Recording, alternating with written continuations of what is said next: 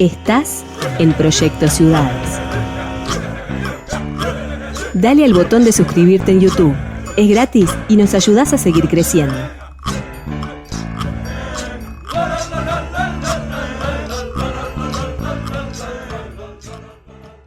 Bien, ustedes saben que aquí en Proyecto Ciudades hemos abordado mucho junto a docentes y maestros todo el proceso que se está realizando de reforma educativa, la oposición que se está realizando justamente a lo que desde el gobierno de coalición se llama transformación educativa, pero hoy en este caso puntualmente queremos centrarnos en un aspecto bien específico que ha saltado en las noticias en los últimos días, que es el cambio de bibliografía para estudiantes de enseñanza secundaria y justamente en concreto lo que hasta ahora conocemos como tercer año de liceo, con la retirada de bibliografía del profesor Carlos de Masi y la incorporación de el conocido texto de la agonía de la democracia de Julio María Sanguinetti, el expresidente. Ese es un poco el puntapié inicial para conversar nada más y nada menos que con el profesor Carlos de Masi, que nos acompaña hoy. Carlos, muchas gracias por estos minutos que nos regalás. No, muchas gracias por la invitación.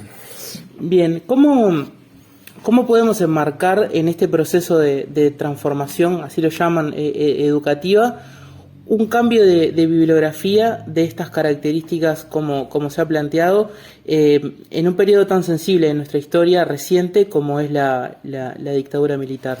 Bueno, es bastante difícil de resolver eso, ¿no? En principio, digamos, el cambio de libros en la bibliografía es bastante irrelevante, es decir, en concreto la bibliografía apunta a orientar a los docentes que tienen que preparar el curso. No es una bibliografía para los estudiantes ni nada por el estilo, ni siquiera es preceptiva.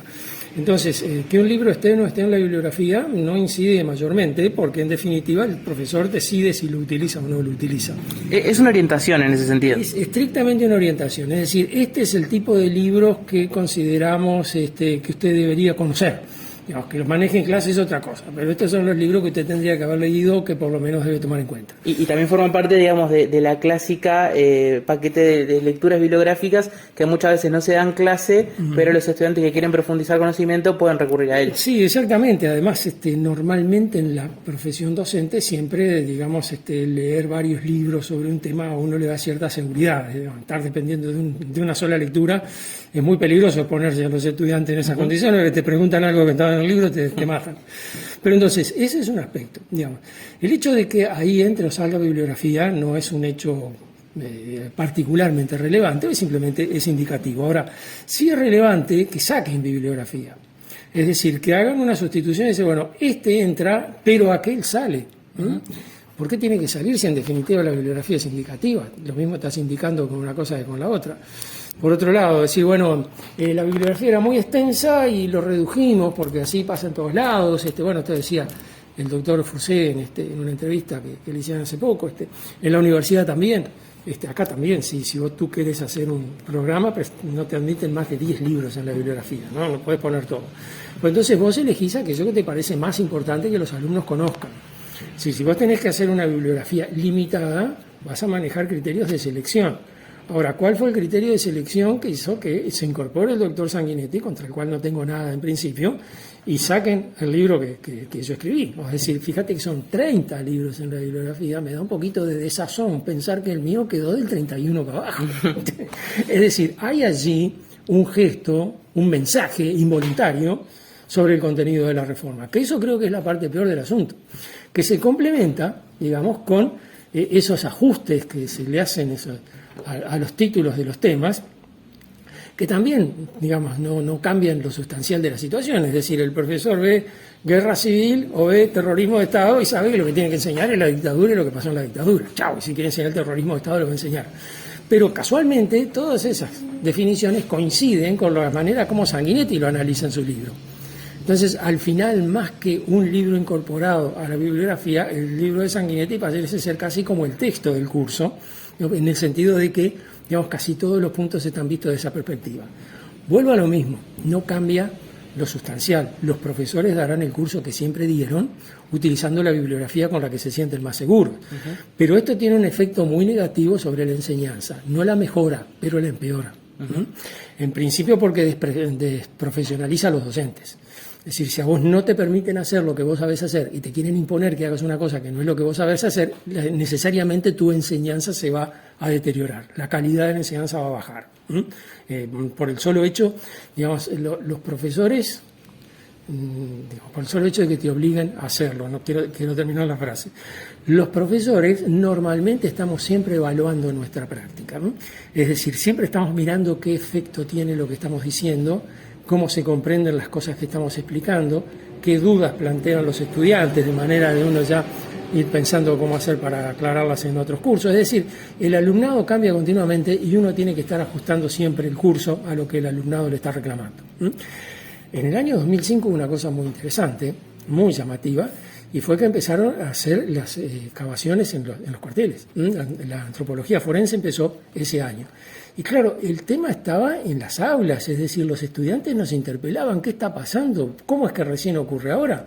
Bueno, digamos, eso en la clase de historia lo vivíamos, hubo que acomodar rápidamente las cosas y bueno, esto es lo que ocurre. Muy gracioso porque se lo planteaban a profesores de literatura, sociología, decían, hablen con el profesor de historia. Pero bueno, estaba bien porque en definitiva tenía que ver con lo que nosotros estábamos explicando, etcétera. Pero, digamos, ahí hay un ejemplo bien de un emergente social que se manifiesta directamente en el aula y, bueno, que los docentes tienen que dar respuesta. Ahora, ese reajuste permanente que los docentes hacen se debe a una voluntad interior propia. Hay algo que es la identidad de ese docente que no va a cambiar. Si al docente no le viene bien manejar la tiza, no va a manejar la tiza, va a manejar otra cosa. Si al docente le sirve mucho utilizar el celular para que los alumnos se linkeen a YouTube y encuentren ejemplos, lo va a usar. Lo va a probar, le va a dar resultado o no, y si le da resultado lo corrige y lo usa. Pero eso es una cosa que le hace el propio docente, imponerle desde afuera a los docentes una determinada forma de enseñar, como que todos los docentes fueran iguales, como que trabajaran todos de la misma manera, independientemente de qué lugar del país. Es una fantasía tan absurda que prácticamente elimina cualquier posibilidad de suponer que esto puede tener éxito como reforma. Hay un par de aspectos que vos mencionaste en este arranque que son muy importantes y que me parece que vale la pena profundizar de a uno. Uno es en cuanto a los conceptos, ¿no? Porque justamente el concepto de terrorismo de Estado es algo que, el trabajo de todos estos años pudo echar luz sobre los años de la dictadura y reconocer, el Estado mismo reconoció que acá existió terrorismo de Estado. El libro de Sanguinetti justamente va en un sentido contrario, y esto es un reformismo histórico que se quiere imponer y un negacionismo sobre esos años. Bueno, tiene algo de negacionismo, sí. Fíjate que el presidente que reconoció la existencia del terrorismo de Estado y la necesidad de que el Estado recompusiera eso fue el doctor Jorge Valle. La Comisión para la Paz establece eso, no fue un invento de los últimos 15 años. El que incorporó la historia reciente a los programas de tercer año, esos que están ahora en reformulación, y que dijo que esos temas se tenían que enseñar, los alumnos tenían que salir del ciclo básico conociendo esos temas, fue Pibel Devoto, cuando fue presidente del CODICEN en 1985 a 1989. Y Pibel Devoto utilizó una expresión que a mí me parece notable, que parecen muchos de sus correligionarios haber olvidado, y es que Pibel Devoto decía, es preferible que los alumnos se encuentren con esos temas en el aula y las puedan discutir y no que escuchen las versiones que circulan por la calle. Lo cual, pone a la enseñanza en el lugar donde debe estar. No eludas los problemas, enfrentalos y resolverlos pedagógicamente, que es un poco la cosa. Ahora, esos temas, el doctor Sanguinetti los rechaza absolutamente. Ya quedó muy, muy expuesto cuando el caso Hellman, quedó muy expuesto cuando le negó a Hellman, incluso le escribió una carta bastante picante a Hellman, y Hellman le respondió haciendo una nueva versión del viejo adagio, nunca te pelees con un escritor, porque el escritor te va a matar con lo que te escribe. Bueno, Hellman lo mató, es decir, la figura de Sanguinetti estuvo en perfil bajo por varios años después de eso. Pero, Sanguinetti, por un lado, negaba la existencia del terrorismo de Estado, negaba la existencia de la desaparición de personas, negaba la existencia de los niños secuestrados, negaba el tema de las torturas y los maltratos eran excesos. Era la expresión, o como dijo el general Medina, la pérdida de puntos de referencia. Bueno, eso es una explicación que puede dar el general Medina, y si Sanguinetti quiere aceptarla, que la acepte, pero no pretenda que los demás se la aceptemos. La cadencia de hechos está muy lejos de sustentar esa afirmación. Ahora, el doctor Sanguinetti cumplió su primer periodo de gobierno, consideró que había sido exitoso, evidentemente, escribió un libro que se llama El temor y la impaciencia, muy interesante, donde da su primera versión de las cosas, y es un libro triunfalista. Bueno, acá tenemos una transición exitosa y la dirigí yo.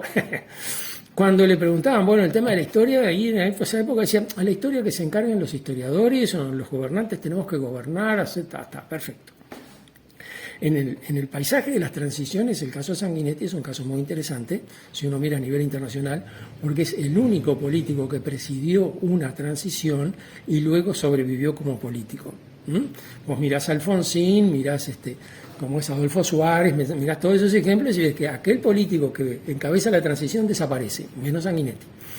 En este caso podemos decir que sí le pasó a su partido, bueno, aunque por otras circunstancias tal vez. Bueno, tal vez estén ligadas las dos cosas, porque digamos, Sanguinetti se mantuvo a flote, pero el partido cada vez se hunde más. Eso es real. Ahora, allí por el año 2006, bueno, lo que te decía recién, empezó la arqueología forense, empezaron a aparecer los restos humanos en los cuarteles, empezaron a plantearse dudas y preguntas, y salió, digamos, este llamado que hizo el CODICEN, bueno, para encarar la enseñanza de la historia reciente, cómo formar a los profesores para formar, y allí, digamos, entró un equipo de acá, justamente del CEIU, Álvaro Rico, Baño Marcarián, estuve yo en ese cosa, etcétera. Allí, digamos, con Jaime Jafé, con José Rila, en fin, armar un equipo, decir, bueno, la historia de los últimos 50 años a nivel internacional y a nivel local. Nosotros nos encargamos de a nivel local. Y resulta que cuando hubo ese llamado no había ningún historiador o escritor de derecha que se hubiera ocupado del tema. No hay nadie. Que uno dice, bueno, ¿por qué no está el libro de Maestegui en la cosa? Bueno, el libro de Maestegui no está porque Maestegui todavía no lo había escrito. El libro de Maestegui es muy bueno, es bueno que se diga. Es decir, digamos, mirando el libro de Maestegui tengo muchas cosas en común. En mi libro lo cito muchas veces, a veces digo, vayan a leer esta parte en el libro de Maestegui, no estamos bien. Pero, digamos, no estaban escritos. Entonces, ahí encontraron como que había un vacío, y ahí salió el doctor Sanguinetti, año 2008, a dar su versión de cómo habían sido los hechos. La agonía de la democracia, que es el título de la cronología comparada de la historia del Uruguay, tomo 1, que le puso por tapa la tapa de la cronología comparada de la historia del Uruguay, tomo 2. Yo no quiero decir que el doctor Sanguinetti no se esté copiando los títulos ni las fotos, pero me parece muy bien que se inspiren buenos libros. O sea que está. Es una fuerte inspiración en cualquier caso. En cualquier caso, te das cuenta que uno los tienen como modelo. Pero entonces, ese libro salió año 2008. Allí Sanguinetti se dio cuenta de cómo habían sido las cosas y que era necesario contarlas. Es decir, el relato que estaban construyendo los historiadores no era el que a Sanguinetti le gustaba. Y entonces decidió corregirlo. Pero se olvidó que en 1973, en los mismos hechos, él había escrito una historia de cómo se había producido el golpe de Estado y la había publicado en el diario La Opinión de Buenos Aires. Y acá la republicó después Mate Amargo. Y lo que dice allí no tiene mucho que ver con lo que dice en La caída de la democracia. Y como el doctor Sanguinetti no es precisamente un historiador que esté permanentemente escarbando sobre los hechos, sino que más bien es un político militante, lo que dice en La caída de la democracia tiene que ver con las circunstancias que está viviendo Sanguinetti en el momento que escribe, no con los hechos que vivió en el momento que los vivió. Tal cual. Bueno, ahí hay justamente el otro elemento que le quería preguntar, que es que de alguna forma parece haber como una confusión grande entre lo que es un trabajo historiográfico y una fuente concreta, ¿no? Y más en particular en este caso, que es una fuente, digamos, más de corte periodístico editorial, porque además se trata de un actor político y un actor en primera persona de los hechos que está narrando. Es un testimonio. Entonces, incorporar un testimonio así a la bibliografía en sustitución de un trabajo historiográfico parece ser como algo que está entreverando mucho las cuestiones. Claro, evidentemente es una opción. Está revelando un orden de criterios para decidir que no son explícitos. pero que existen evidentemente. A ver, estamos en la era del testigo, ¿verdad? Alguien dijo, bueno, esta es la era del testigo, alcanza que alguien diga yo estuve ahí para que ya su palabra tome el valor de verdad.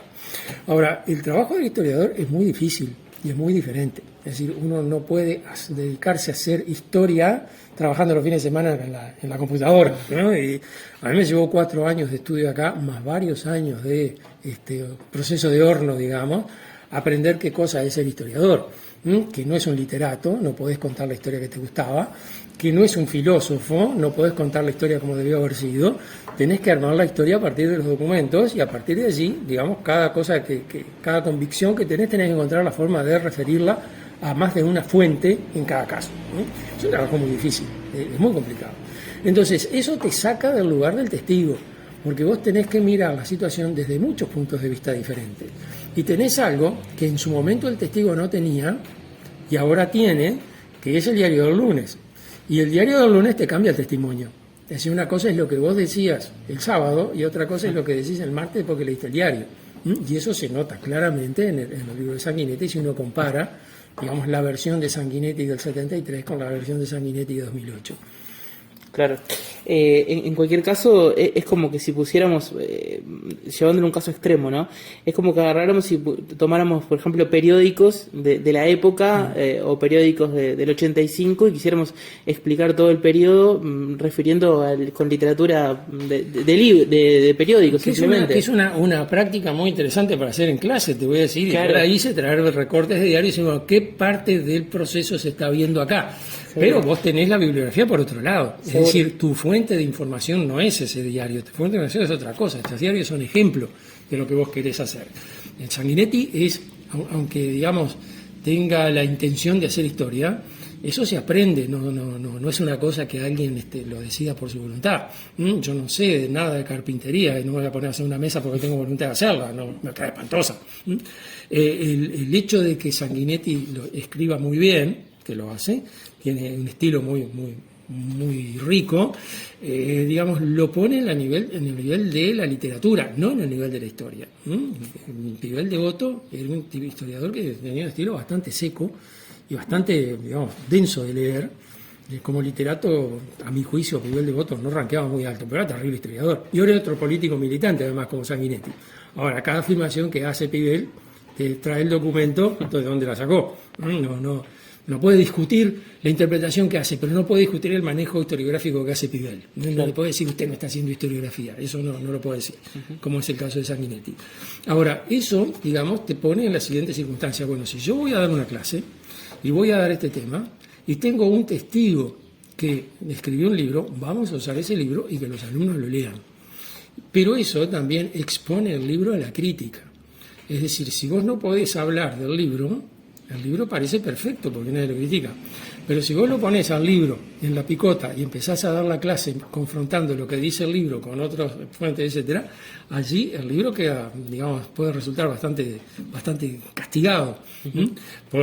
Podrías hacer eso, por ejemplo, decir, bueno, a ver qué dice Sanguinetti y qué dice Fernández Huidobro, qué dice Sanguinetti y qué dice Mujica. Y entonces allí vas haciendo una contraposición de relatos y entonces, digamos, ahí los alumnos no van a aprender mucho sobre la época, todas esas cosas distintas, pero sí va a aprender cómo se manejan los testimonios contradictorios, que también es un contenido histórico importante para transmitir. Sí.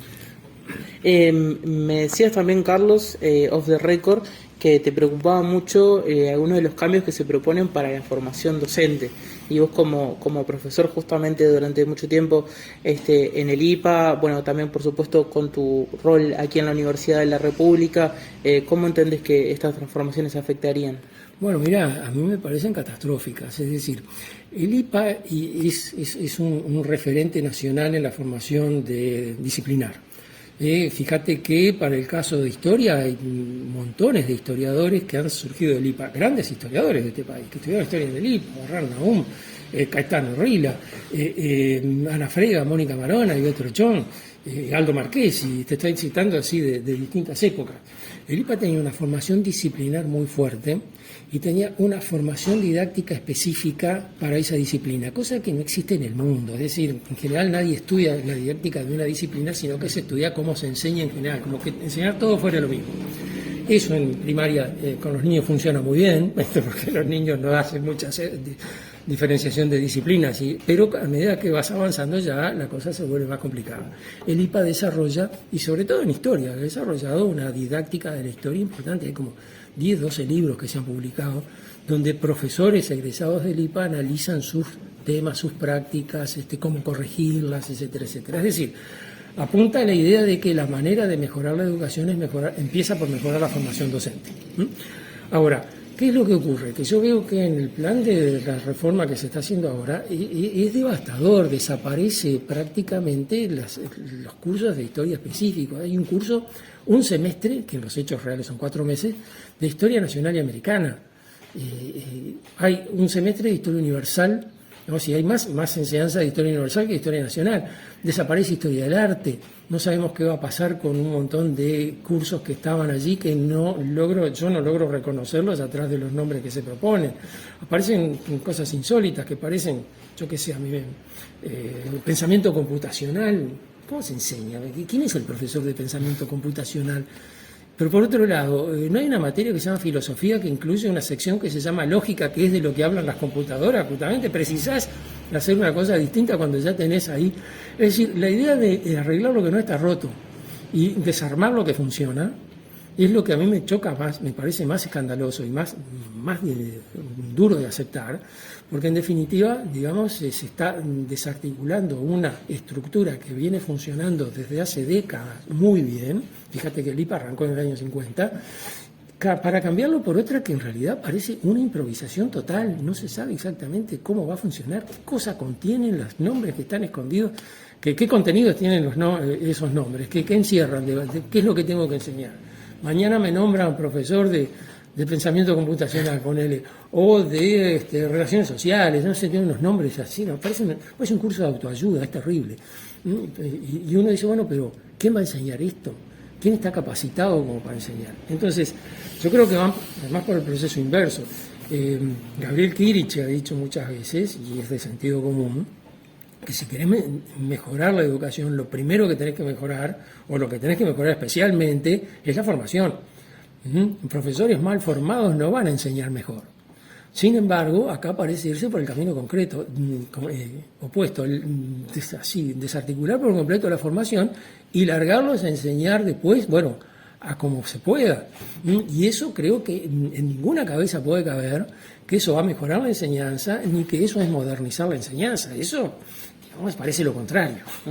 Y también en cuanto a la cuestión de paradigma de la educación, me gustaría consultarle acerca de esta cuestión que se maneja como uno de los ejes principales de la reforma, que es esto de incorporar las competencias transversales como una cuestión fundamental y no tan centrado en los conocimientos que se quieren hacer llegar a los estudiantes. ¿Cómo lo ve en ese sentido? A ver, desde hace décadas se habla que la educación está en crisis.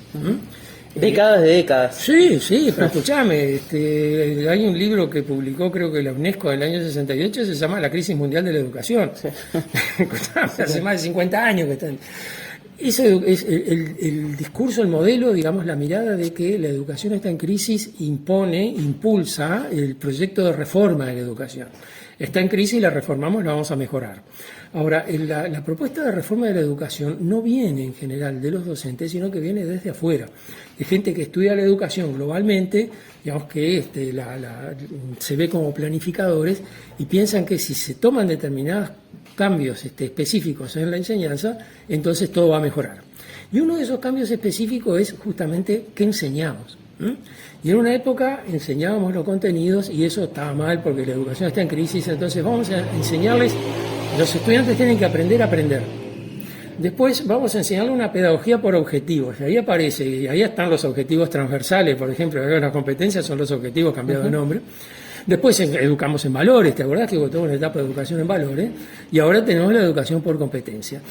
¿Qué es la competencia? Es la capacidad para hacer algo. Es lo que los profesores medimos toda la vida. Los profesores tenemos, para calificar a nuestros alumnos, usamos generalmente 2 criterios.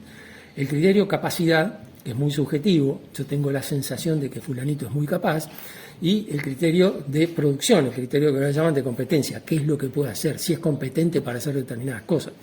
En torno en el eje de capacidad-competencia es que más o menos evaluamos a los estudiantes.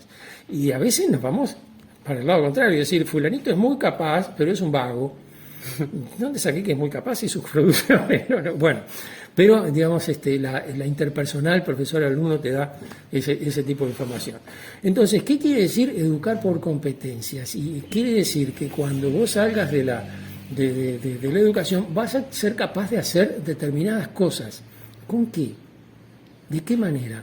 Si vos eliminás los contenidos, la enseñanza pierde sentido. Es decir, vamos a ver lo siguiente. Yo hice primaria en la década del 50, hice secundaria en los años 60, entré al IPA a la universidad a finales de los años 60, no existía la fotocopia, recién estaba apareciendo, no existía el grabador a cassette, recién estaba apareciendo, no existía la internet, no existía el MP3, no existía el video, no existía nada de eso. Ahora, sin embargo, aprendimos a usarlo, aprendimos a usar la computadora, que era surrealista en los años 60, aprendimos a usar la internet, aprendimos a usar los teléfonos celulares, con el bagaje que nos enseñó aquella educación. Entonces, aquella educación sería tan mala, no nos está enseñando, capacitando para enfrentar nuevos desafíos. Es decir, aquella educación tal como estaba, no habría que ajustarla un poquito y dejarla funcionar, en vez de inventar todo nuevo diciendo vamos a formar a los alumnos para un futuro que todavía no sabemos cuál es. Aquella nos formó para un futuro que nadie sabía cuál era. A mí me gusta mencionar el siguiente ejemplo, la película Volver al Futuro, 1985. Sí. Imaginaba el futuro en el año 2015. No tiene nada que ver lo que fue el futuro del 2015 con lo que esa película imaginaba. No existían celulares, no existía internet, casi no existían las computadoras. Imaginaba, en cambio, campeones que se ataban solos y cosas, fantasías totales, pero, digamos, en el mismo nivel hubiera podido imaginarse el teléfono celular, el MP3, cualquiera de esos aparatos, que el futuro, digamos, inventó, nos puso delante y que ningún sistema educativo nos podía capacitar para manejarlo directamente. Yo le voy a enseñar a manejar MP3 a mis alumnos en el año 80 cuando todavía no existe, de manera que cuando salgan de acá lo puedan manejar. Bueno, eso no lo puedo hacer, pero algo les di que cuando se enfrentaron a un aparato de eso lo pudieron manejar y manejar con solvencia. Y si un dinosaurio como yo puede manejar una computadora, puede manejar un teléfono celular, puede manejar internet, puede navegar por internet, con más razón los jóvenes. Mi nieta me enseña cosas, buenísimo, pero yo las aprendo. Claro, sí, aparte de alguna forma hasta parece como una especie de replicación de un debate que se dio durante muchos y muchos años a nivel universitario, no solo acá, sino en todo el mundo, esta cuestión de la universidad volcada hacia la academia o la universidad volcada hacia el mercado, ¿no? Que es un poco algo que creo yo que se superó bastante, ¿no? Sí, pero, encontrando como un equilibrio. Claro, pero ahí también es una falsa oposición. Claro. Es decir, en primer lugar, la universidad es la academia. No puede ir a estar a la academia porque es la academia. Entonces ahí, digamos, cuando hablas de la academia, hablas de la universidad. Si yo decir, no, la universidad tiene que volcarse más al mercado, entonces pone una academia, digamos como la Academia Pitman, que existía en una época, y entonces, bueno, que ahí aprendan para el mercado. La universidad lo que tiene que enseñarte es otra cosa. Y bueno, además, hay cosas que solo te las puede enseñar la universidad. Acá en esta facultad tenemos un departamento de letras, tenemos un departamento de historia, tenemos un departamento de antropología social, antropología arqueológica. Eso solo te puede enseñar la universidad, no va a haber ningún mercado que te consuma esas cosas. Ahora, ¿eso quiere decir que no lo tenés que producir, que no tiene que existir? Digamos, esa lógica tiene que seguir rigiendo siempre. La lógica del mercado es una lógica que no rigió siempre, en una época no regía. Y si algo no regía en una época, podés pensar que va a haber un futuro en el cual va a dejar de regir. Entonces, no tenés que pensar que este presente, con el argumento de que tenemos que preparar a los alumnos para el futuro, no tenés que imaginarte que este presente va a ser eterno. Al contrario, tenés que imaginar que va a cambiar. Si querés preparar a tus alumnos para el futuro, no le enseñes lo que está pasando ahora, porque esto va a quedar atrás en el futuro. ¿Qué le tenés que enseñar a tus alumnos? Vos te planteaste el problema, vos resolvelo. Yo la idea mía que tengo es la educación construyó un bagaje intelectual importante que transmite los valores civilizatorios a través de las generaciones y los transmite con eficacia. Viene desde la Edad Media, secundaria deriva del trivio y el cuadrivio de la época medieval, muy, muy depurado, y eso ha funcionado. Si eso ha funcionado, caramba, no nos imaginemos que un equipo de planificadores sentado alrededor de la mesa puede mejorar las cosas con un lápiz y papel. No nos imaginemos que porque yo escriba el nombre de una asignatura que me parece imprescindible y le ponga una serie de objetivos, bueno, tiene esa forma, el estudiante aprende A, B, C, D, que con eso van a aprender algo. ¿Quién la va a enseñar? ¿Quién la va a aprender? Para cerrar, Carlos, me gustaría preguntarle también por una cuestión que es muy importante en este cambio de la educación que se pretende hacer, que es la cuestión de las autonomías, ¿no? El gobierno justamente de la educación ya ha comenzado con una transformación previamente, ¿no? Por modificaciones que se introdujeron en el Codicen. ¿Cómo ve este aspecto? Yo veo muy comprometido el tema de la autonomía, es decir, la autonomía es fundamental para la enseñanza porque es lo que garantiza, digamos, la libertad de cátedra, es lo que garantiza la flexibilidad del sistema frente a los cambios de la sociedad. No tiene que esperar que el poder político lo autorice.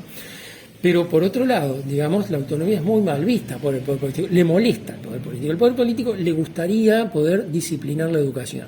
Y eso se vio muy claro en la dictadura y se ve muy claro prácticamente con casi todos los gobiernos. No, es muy difícil encontrar un gobierno que encuentre que la educación, que siempre es cuestionadora, además, siempre está fastidiando, lo deje conforme. Ahora, si la educación no tiene autonomía, no sirve. Si vos querés reproducir una y otra vez el mismo modelo, año tras año, generación tras generación, porque es el que le sirve al gobierno, al cabo de no mucho tiempo va a mostrar sus fallas. La dictadura controló todo lo que pudo controlar, pero absolutamente todo. Mi sobrina vivía en Colón, se mudaron a Quebracho. En la escuela de Quebracho entró al día que llegó y la maestra estaba dando el mismo tema que estaba dando la escuela de Colón. Estaban todos primaria sincronizada en todo el país. Chácate, esto es lo que tienen que dar. Y secundaria aspiraban a lo mismo. Bueno, de esa educación surgió ACEP y surgieron unos cuantos de los que ahora están gobernando el país. Es decir, el proyecto de pretender gobernar la educación no funciona. La autonomía es lo único que permite que la educación funcione y el sistema educativo es caro, la sociedad invierte mucho en el sistema educativo, es conveniente que el sistema educativo efectivamente forme, pero no puede estar dependiendo del gobierno, del poder político. Y en esta reforma yo veo que el poder político tiene muchísimo peso.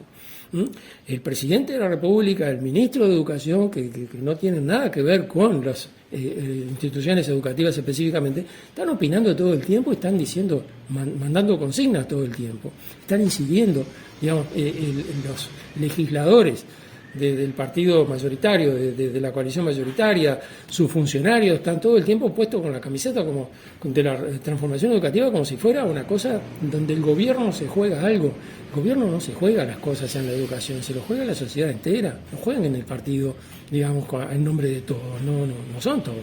Incluso dentro de su propia gente, hay gente que piensa distinto. Claro.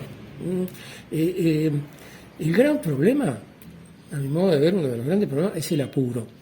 Es decir, 5 años es un tiempo acotado. Si vos querés transformar la educación, empezá conversando desde el primer año con todos los actores. Empezá a mandar documentos de prueba, así, a ver que los vayan, y escuchalos a todos. Es cierto que si vos escuchás a los profesores, te van a frenar la velocidad de la reforma educativa, pero es cierto que si no convences a los profesores no hay reforma educativa, por más rápido que te parezca que vas a funcionar. Y después empezás a poner en marcha los proyectos a título de prueba, a ver cómo funciona, pero ya entonces se está acabando los 5 años de gobierno. Sí, y en este caso en particular, este año, digamos, se pisó el acelerador para querer implementar la reforma para que en 2023 sí o sí esté arrancando, y estamos hablando de que estamos a 3 meses de que eso ocurra, y no hay nada claro. Eso es catastrófico, es decir, ni Varela pudo hacer eso, ni siquiera Varela, que estaba operando en un sistema educativo casi inexistente, ni siquiera él pudo hacer eso. Tuvo años, se consumió la vida justamente empujando paso a paso una reforma. La reforma escolar la llevó varios años, Pasaron varios años antes que todas las escuelas estuvieran cubiertas por maestros normalistas, y mientras tanto había maestros que era el cura, seguía siendo el cura, el maestro de la escuela, o un idóneo, o una señora que sabía leer y escribir, estaba dispuesta a pasar el tiempo enseñándolo, hasta que gradualmente fueron sustituyéndose por los maestros normalistas. Si vos querías hacerlo todo tan rápido, tenías que contar con esas cosas. Y Varela estaba partiendo, bueno, de la urgencia, de la ausencia de un sistema educativo. Tenés que enseñarle a leer y escribir a la gente.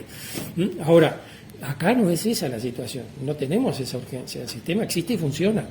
El discurso de que la educación está en crisis es un viejo discurso, pero que no tiene diagnóstico. ¿Qué es lo que está en crisis en la educación? Entonces cambiamos eso, pero ¿qué es lo que está en crisis? Está en crisis el sistema, la enseñanza, entonces mostrame cuáles son los indicadores que te están señalando que eso es la crisis. Mostrame un diagnóstico, haz una cosa seria. Pero no podemos decir la educación está en crisis porque ingresan más alumnos de los que egresan. Eso pasa siempre, no puede no pasar. No puede no ocurrir que haya gente que queda por el camino, porque no todo el mundo puede seguir el proceso educativo hasta el mismo final. Bueno, y también se ha universalizado mucho la educación si lo comparamos. Eso está muy bueno, se ha universalizado mucho, pero cuanto más se ha universalizado, si vos le sumás a eso la pretensión de que todo el que ingresa salga con el egreso abajo del brazo, entonces estás bajando un nivel de una manera catastrófica. No hay forma de universalizar la educación, asegurar que todos van a tener el egreso y además mantener el nivel. Porque los niveles son desiguales y no porque la gente sea más inteligente o más burra, porque tienen intereses diferentes. Gente que no le interesa estar en el liceo, gente que le gustaría estar aprendiendo un oficio, gente que le gustaría estar haciendo otra cosa, que de repente, digamos, son también tareas que la sociedad demanda. No son tareas irrelevantes, pero que de repente no las aprenden en secundaria. Secundaria se las tiene que enseñar, ¿por qué? Y si los que no quieren hacer eso, ¿por qué tienen que aprender lo que no quieren hacer?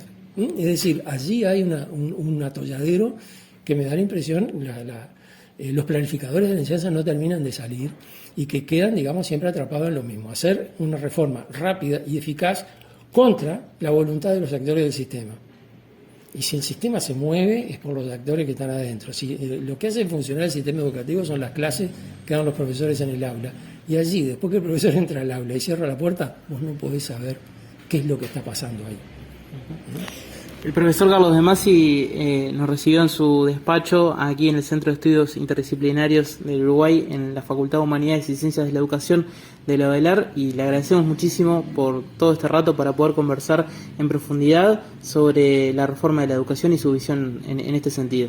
No, muchas gracias a ustedes. Estos temas me apasionan y me interesa conversarlos con alguien y por lo menos que alguien los escuche, aunque diga qué disparate está diciendo De Masi, pero decime cuáles son los disparates y los arreglamos. Pero, generar debate, eso es un poco claro, la idea también. Un poco también, es decir, creo sinceramente en las cosas que dije, pero pienso que hay gente que pueda pensar diferente y que sería bueno, digamos, que diga, no, eso estoy de desacuerdo por tal y tal cosa. Y si el debate se configura, bueno, que se configure a nivel de debate, a nivel de decir, bueno, qué es lo que yo quiero saber de lo que vos pensás y qué es lo que a mí no me parece bien. ¿Y por qué? Lo que es un debate razonable en cualquier lugar del mundo, aunque en estos tiempos parece que está desapareciendo. Muchas gracias, Carlos. No, gracias a ti.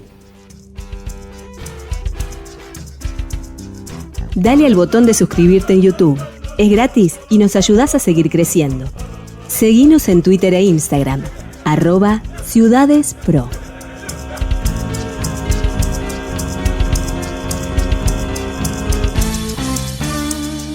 Estás en Proyecto Ciudades.